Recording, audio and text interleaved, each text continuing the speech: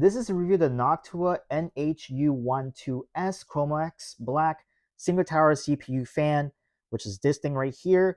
It comes with one fan attached to it, and we want to hear the noise. So I have the settings to be very, very conservative, no high fan revving or anything like that. This is on idle, so this is what you expect to hear from this fan.